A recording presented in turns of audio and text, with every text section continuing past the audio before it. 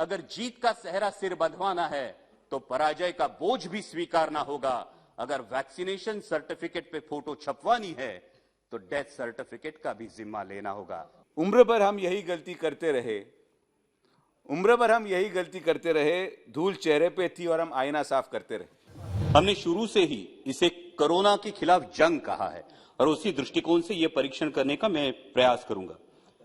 कोई भी जंग जीतने के लिए कुछ नियमों का पालन होना अत्यावश्यक होता है। जंग का पहला नियम है वो अपनी रणनीति तय होना। तो हमारी रणनीति क्या है? क्या हम इन्फेक्शन कंट्रोल करना चाहते हैं या हम डेथ्स कंट्रोल करना चाहते हैं या फिर दोनों? क्योंकि किसी भी पैंडेमिक में इन्फेक्शन कंट्रोल करना मुश्किल होता है और शुरुआती जो कदम उठाए जाते हैं उस पर यह बात बड़े पैमाने पर निर्भर होती है। जंग का दूसरा नियम होता है सेनापति का डटकर मैदान में खड़ा रहना। माननीय प्रधानमंत्री जी के नेतृत्व में हम ये जंग लड़ रहे हैं, तो मैं उम्मीद करता हूं कि आने वाले कुछ स्टेट इलेक्शन के बावजूद भी हमारे सेनापति कोरोना के मैदानी जंग में हमें डटकर खड़े दिखाई दे, न कि इलेक्शन रैलीज में। जंग का तीसरा नियम होता है a leader should lead by his own example. जब माननीय प्रधानमंत्री जी 17 अप्रैल को पश्चिम बंगाल में एक चुनावी रैली को संबोधित कर रहे थे, अध्यक्ष महोदय, उस दिन अपने देश में 2,61,000 केसेस पाए गए थे और माननीय प्रधानमंत्री जी की मौजूदगी में सोशल डिस्टेंसिंग और कोविड अप्रोप्रिएट बिहेवियर के धज्जियां उड़ते हुए पूरा देश टेलीविजन के माध्यम से देख रहा था। हमें सावधानी बरतनी होगी कि यह आलम दोहराया ना जाए। जंग का चौथा नियम होता है हर घटक की जिम्मेदारी तय होना। Health is a state subject कह के केंद्र सरकार अपना पल्ला नहीं झाड़ सकती, क्योंकि केंद्र सरकार ह्यूमन रिसोर्स और टेक्निकल एक्सपर्टीज के बारे में राज्यों से कई गुना ज्यादा सक्षम है। इसलिए आपसी समझदारी से आपसी जिम्मेदारी को तय करना होगा और उसी के साथ केंद्र की जितनी भी संस्था है, जैसे एम्स हो, एनसीडीएस हो, आईसीएमआर हो, हर इस संस्था की भूमिका और जिम्मेदारी तय हो। जंग का पांचवा नियम होता है आवश्यक आयुधों की उपलब्धता एवं तैयारी। हमारी टर्शियरी हेल्थ केयर सिस्टम सक्षम बनाने के लिए अध्यक्ष महोदय सिर्फ मास्क, वेंटिलेटर, ऑक्सीजन प्लांट या पीपीई किट आवश्यक या काफी नहीं है। उसके लिए बहुत ज्यादा जरूरी है स्किल्ड मैन पावर का होना। इस पर हमें ध्यान देना चाहिए और उसी के साथ डॉक्टर्स की ट्रेनिंग और अवेयरनेस भी जरूरी है, ताकि इनडिस्क्रिमिनेट यूज ऑफ मेडिसिन या पोस्ट कोविड या पोस्ट ट्रीटमेंट कॉम्प्लिकेशंस जैसे म्यूकरमाइकोसिस देखा गया और vascular necrosis of femur head देखा गया, इन कॉम्प्लिकेशंस को टाल सके। अब वैक्सीन की इंपॉर्टेंस हम भली भांति जान चुके हैं, लेकिन वैक्सीनेशन में जितनी देरी होगी, जितना विलंब होगा, उतना ही वायरस को म्यूटेशन करने का अवसर मिलेगा। और जंग का छठा नियम होता है जो बहादुरी दिखाते हैं उनकी सराहना करना। मैं माननीय प्रधानमंत्री जी की, माननीय स्वास्थ्य मंत्री जी की सराहना करता हूं और उसी के साथ हम सब जानते हैं कि महाराष्ट्र बहुत बुरी तरह से आहत था, लेकिन महाराष्ट्र के मुख्यमंत्री माननीय उद्धव जी ठाकरे, डीसीएम माननीय अजीत दादा पवार और स्वास्थ्य मंत्री राजेश जी टोपे ने जो काम कर दिखाया है वो काबिले तारीफ है। और सातवां और आखिरी नियम जंग का होता है जंग के अप्रत्यक्ष जो परिणाम है उनका ख्याल करना। जैसा हमने देखा कि कोरोना के चलते कई कंपनियां, कारोबार ठप हो गए। अभी आंकड़े सामने आए कि 20,000 कारोबारियों ने अपनी जान दे दी। कई कंपनियों ने अपने एम्प्लॉयज में कटौती की है। उनके भविष्य के बारे में हमें सोचना होगा। इस दौरान बैंकों ने ईएमआई में आम आदमी को कोई सहूलियत नहीं दी। अगर दोबारा ऐसे संकट का सामना करना पड़े तो इस बारे में सर्वांगीण विचार करना होगा। और अंत में अध्यक्ष महोदय इतना ही कहूंगा, जंग के एक पड़ाव पर क्षति पहुंची तो क्या हुआ? जंग के एक पड़ाव पर क्षति पहुंची तो क्या हुआ? हम बचेंगे और भी लड़ेंगे, लेकिन कदम मिलाकर चलना होगा। कदम मिलाकर चलना होगा, नए जोश से प्रारंभ करना होगा, वरना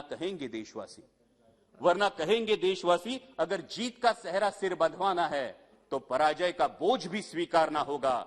अगर वैक्सीनेशन सर्टिफिकेट पे फोटो छपवानी है तो डेथ सर्टिफिकेट का भी जिम्मा लेना होगा। धन्यवाद अध्यक्ष महोदय। एक शेर इसको लेके याद आता है कि उम्र भर हम यही गलती करते रहे, धूल चेहरे पे थी और हम आईना साफ करते रहे। सर, कोविड ने एक चीज जरूर कर दी है कि दुनिया में हर किसी को डॉक्टर बना दिया है। हम तो भाई 12वीं के बाद एमबीबीएस, एमबीबीएस के बाद एमएस जनरल सर्जरी, उसके बाद एमसीएस न्यूरो सर्जरी, 12 साल लग गए पढ़ने में। और 12 साल के बाद आज रियलाइज हो गया कि देश में हर इंसान डॉक्टर है। लोग बोलते हैं कोविड स्कोर क्या है? जैसे पहले एक जमाना था जब क्रिकेट स्कोर पूछते थे, अब लोग बोलते स्कोर क्या है? आपने remdesivir, when I was doing my medical I have never heard the word remdesivir. until and unless it was a HIV patient. So when I was looking after my hospital in these 2 waves, तो एक patient मुझे आके बोला, sir हमारे patient का score 9 है, आपने अभी तक एक ही रेमडेसिविर दिया है, ना वो कभी स्कूल में गया हुआ था। उसी तरीके से सुबह से जो चर्चा इस सभागृह में हो रही है वो है हमारे ओमिक्रॉन वेरिएंट की।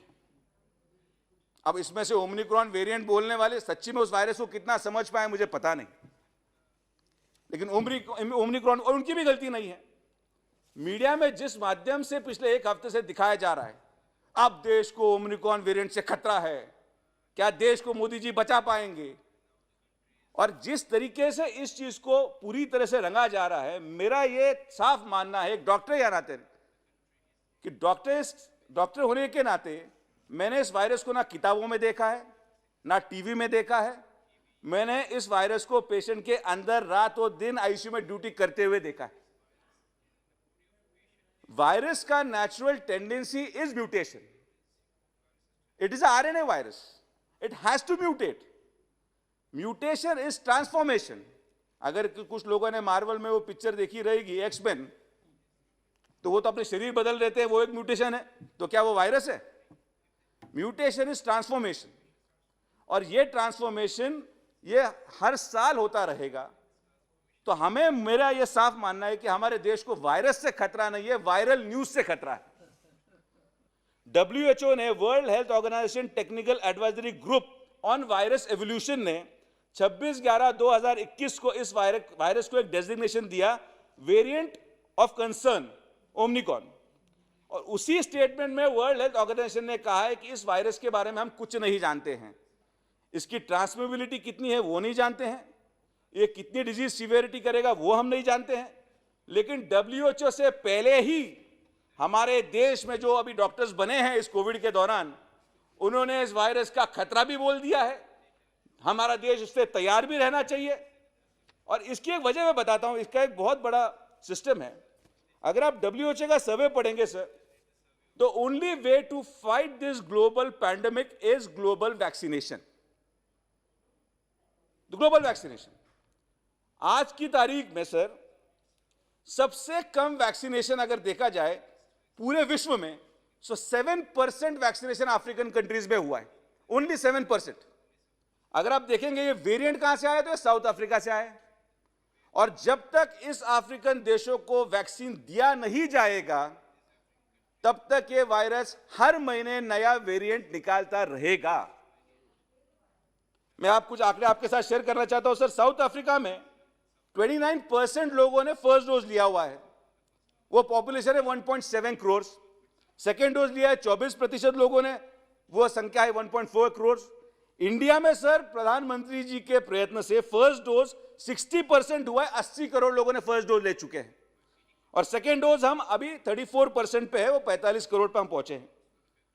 इस वैक्सीनेशन से क्या हुआ है कि हम उसको मॉर्बिडिटी और मोर्टालिटी, जो उसका सीरियसनेस है उस वायरस का, वो हम कम करने में काफी यशस्वी हुए हैं। और हम लोग क्या कर रहे हैं, जो मैं कह रहा हूं, इसका एक सिंपल फॉर्मूला है सर। डॉक्टर के नाते मैं बहुत जिम्मेदारी से कह रहा हूं, मुझे पता नहीं कितने स्पीकर्स डॉक्टर्स थे, अब डॉक्टर नाम पे आगे लगा लिया तो अलग अलग डिग्रीज भी है, कोई PhD होल्डर्स है, कोई वेटरनरी डॉक्टर है, कोई BMS है, कोई MBBS है। तो मेरे ख्याल से मैं न्यूरोसर्जन होने की वजह से तो कुछ सांसदों में सबसे बड़ी डिग्री मेरी है, इस तरीके से मैं मान के चलता हूं।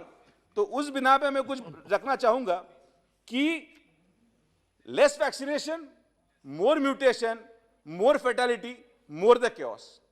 अगर हम वैक्सीनेशन ग्लोबल तरह से बढ़ा नहीं पाएंगे, जो हमारे सांसद है जो बोल रहे हैं कि भाई प्रधानमंत्री जी ने वैक्सीन एक्सपोर्ट कर दिया, अब मुझे बताइए, प्लीज कंक्लूड। जी सर, वैक्सीन एक्सपोर्ट करने को भी इनको आक्षेप है।